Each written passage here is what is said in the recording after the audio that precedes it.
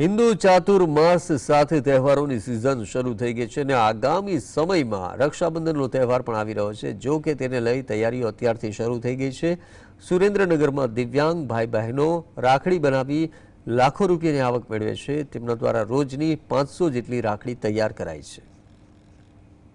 સુરેન્દ્રનગર જિલ્લામાં આવેલું આશીર્વાદ વિકલાંગ ટ્રસ્ટ દિવ્યાંગોને રોજગારી પૂરી પાડવાનું ભગીરથ કાર્ય કરે છે। અહીંયા 100 જેટલા દિવ્યાંગ ભાઈ બહેનો આવે છે, જેમાં સાયલા, સુરેન્દ્રનગર, લીંબડી જેવા શહેરોના વિકલાંગ ભાઈ બહેનો રાખડી બનાવવાનું કામ કરે છે। તેઓ રાખડીનું કાચું મટીરીયલ પોતાની સાથે ઘરે લઈને જઈને કામ કરે છે। સંસ્થા દ્વારા દિવ્યાંગોને રાખડી કેવી રીતે બનાવવી તેની તાલીમ પણ આપવામાં આવી।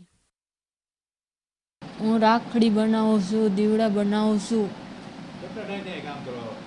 20 વર્ષથી કામ કરું છું। 2000 મહિને 20-30 રાખડી બનાવું છું। દિવ્યાંગ ભાઈ બહેનો પોતે મહિને 2 થી 2.5 જેટલી આવક મેળવી શકે છે। રાખડીની સિઝનમાં દિવ્યાંગ ભાઈ બહેનો ગત વર્ષે 5000થી વધુ રાખડી બનાવીને તેનું વેચાણ કર્યું હતું। આ વર્ષે હાલ રોજની 500 નંગ રાખડી બનાવી આ વખતે અંદાજિત 7000 જેટલી રાખડી બનાવશે। અને રાખડી બનાવશું, કોડિયા કલર કરશું, ડીશું પેકિંગ કરશું અને ગાડી કરું અને કોડિયા બનાવ કલર કરું છું। 50 રાખડી બનાવીશું, 2000 રૂપિયા આવે।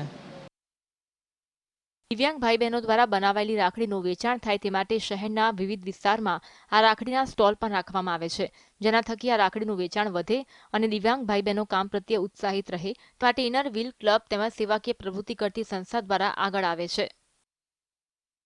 અમારા જે દિવ્યાંગ બાળકો છે એ રક્ષાબંધન આવતી હોવાથી અત્યારે રાખડીઓ બનાવે છે અને એ લોકોને અંદાજે ગયા વર્ષે અમે 5000ની આસપાસ વેચેલી, તો આ વખતે બાળકો એમ કે છે અમારે 7000થી વધારે વેચાણ કરવાની ઈચ્છા છે, એટલે એ લોકોએ 7000 નંગ અત્યારે હાલમાં બનાવી ચૂક્યા છે।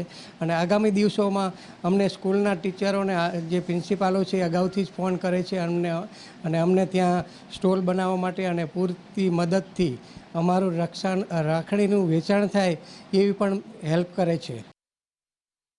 રાખડીની સાથે બહેનોને સીવણનું કામ તથા દિવાળી ઉપર કલરફુલ દીવડા બનાવવાનું કામ પણ મળે છે। તેઓ ભગવાનના વાઘા તેમજ તકિયા પણ બનાવે છે, જેના થકી સમગ્ર વર્ષ દરમિયાન તેમને રોજગારી મળી રહે છે। ફઝલ ચૌહાણ, GSTV, સુરેન્દ્રનગર।